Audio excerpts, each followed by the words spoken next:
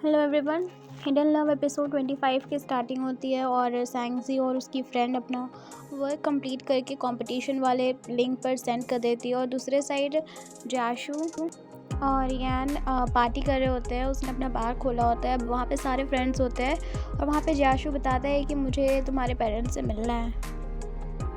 तो यान पूछता है क्यों मिलना है तुम्हें। तो जाशु को यहाँ पे उसके पेरेंट्स से इसलिए मिलना होता है ताकि वो जी के बारे में बात कर सके और उनसे कुछ क्लैरिफाई कर सके अपने पुराने पास्ट के बारे में। और उनको ऑफिशियली एज अ बॉयफ्रेंड जी का मिलना होता है जी के पेरेंट्स से, क्योंकि वो स्टूडियो में बहुत बिजी हो गया था इसलिए वो अभी तक मिल नहीं पाया था। और उसके बाद उन लोग का एक फ्रेंड चिढ़ाता है यान को कि देखो ये डायरेक्ट शादी कर रहा है, तुम लड़की घुमाने में बिज़ी हो। तो यान उसको चुप कराता है और जो दोस्त रहता है वो चाहता है कि जियाशु उसका सपोर्ट करे, लेकिन जियाशु कुछ नहीं बोलता है क्योंकि वो बोलता है कि अब यान तो उसका फैमिली मेम्बर बन चुका है। उसके बाद ज्ञान बोलता है कि तुम्हारा रिलेशन मेरी बहन के साथ है तो मुझे ये सब में मत घसीटो, समझे। उसके बाद सैंगजी का कॉल आता है जियाशु के पास। वो बोलता है कि हम लोग सब साथ में हैं। तो वो बोलती है कि मुझे जेलसी हो रही है कि तुम उन लोगों के साथ हो और अभी मेरे साथ नहीं हो। जियाशु पूछता है कि तुम पहुंच गई हॉस्टल। तो वो बोलती है हाँ मैं पहुंच गई और अगर तुम वापस लौट जाना तो मुझे कॉल करना। उसके बाद उसका वो फ्रेंड बोलता है कि अच्छा अब मैं समझा कि तुम और यान फैमिली मेम्बर कैसे बने। उसके बाद वहाँ पे सब लोग ज्ञान के पुरानी वाली बातें सब याद कर रहे होते हैं कि किसी ने तो कहा था कि लड़कियाँ उसकी दीवानी है, पता नहीं वो कौन था। उसके बाद यान जल्दी से टॉपिक चेंज कर देता है। वो जाशु से पूछता है कि बताओ तुम घर कब आ रहे हो। तो जाशु बोलता है जब तुम चाहो। उसके बाद जाशु पूछता है कि बताओ तुम क्यों पूछ रहे हो। तो यान बोलता है अच्छा मुझे भी तो एंटरटेनमेंट होगा ना, जब तुम वहाँ आओगे तो मैं वहाँ पहले से रहूँगा, मैं भी तो देखूँगा कि क्या हो रहा है।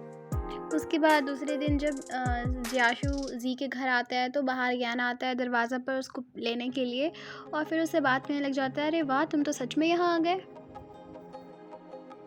और फिर जियाशु भी बोलता है कि तुम भी यहाँ हो। तो वो बोलता है हाँ मैं क्यों ना रहूँ, मेरी बहन ने बोला है कि मेरे पेरेंट्स तुम्हें पसंद नहीं करते, मुझे भी देखना है। और फिर यान जियाशु के हाथ में सामान देकर बोलता है वाह इतना फॉर्मल। और फिर जियाशु बोलता है कि तुम बगल में बैठोगे ना तो चुपचाप फ़न में देखना, कुछ बोलना मत तुम। उसके बाद वो लोग दोनों अंदर जाते हैं और जियाशु जी की मम्मी को हेलो बोल कर के सामान देता है। उसके बाद यान सामान लेकर के अंदर चला जाता है और जियाशु वहाँ पे बैठता है। उसके बाद थोड़ा देर हो जाता है, सब लोग लंच करने के लिए बैठते हैं। उसके बाद खाते खाते वो लोग सब बात कर रहे होते हैं तो जैंगजी के पापा पूछते हैं कि स्टूडियो के बारे में। तो वो सब चीज़ बता देता है कि अभी क्या चल रहा है और कैसे चल रहा है, सारी डिटेल्स दे देता है। उसके बाद फिर वो थोड़ा देर बाद वॉशरूम चला जाता है।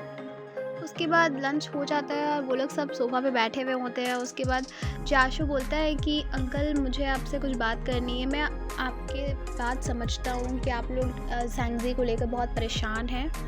आप लोगों को शायद ये लगता है कि कहीं सैंगजी ये रिलेशनशिप को लेकर के कभी हर्ट ना हो जाए, लेकिन मैं उसको लेकर के बहुत ज़्यादा सीरियस हूँ।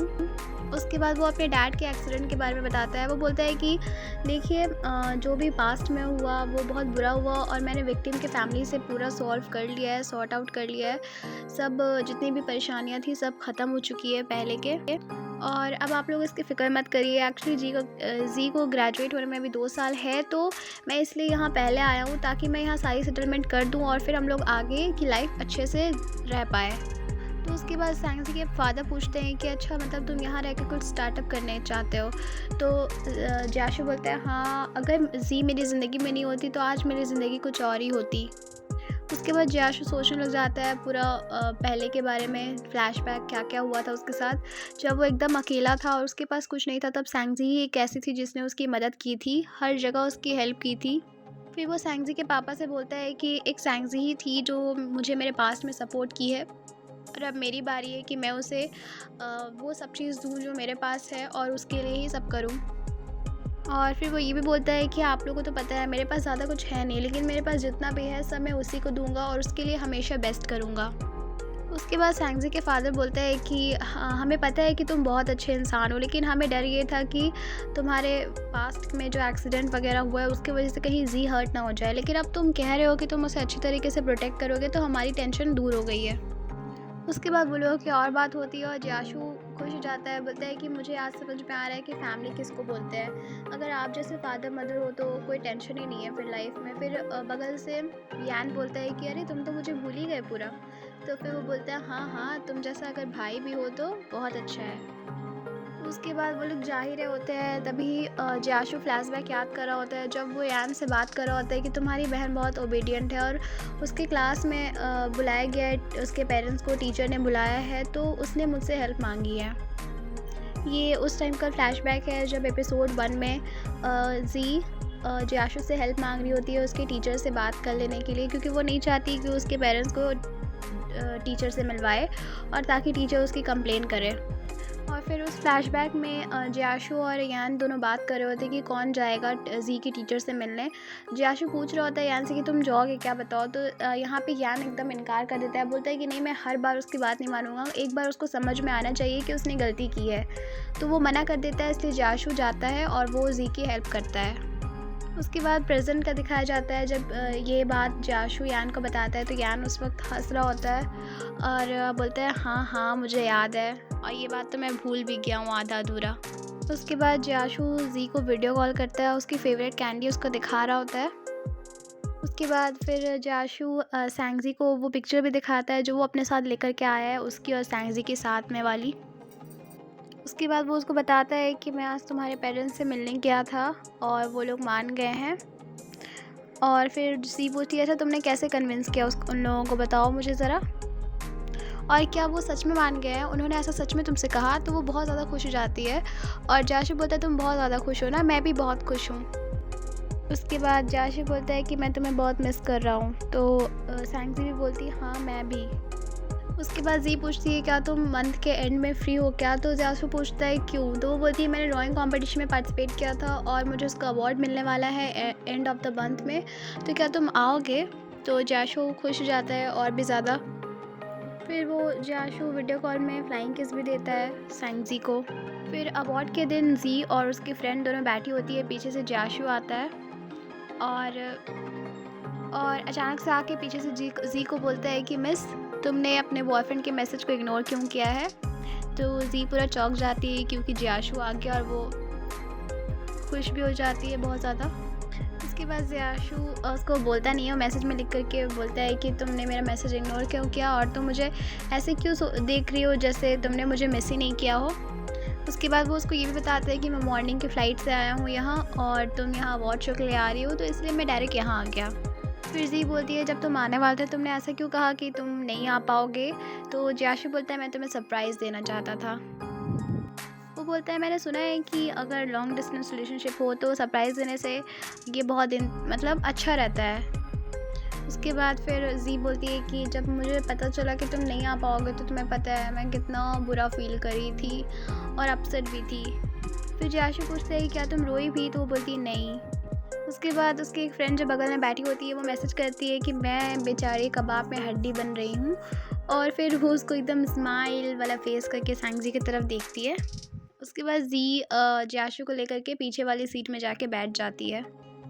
तो उसके बाद जियाशु का जो सूट है जी उसको देखती है और बोलती है कि बहुत अच्छा लग रहा है। उसके बाद वो जैसे ही उसको ठीक करने जा रही होती है जियाशु उसको किस कर लेता है, वो शॉक हो जाती है अचानक से।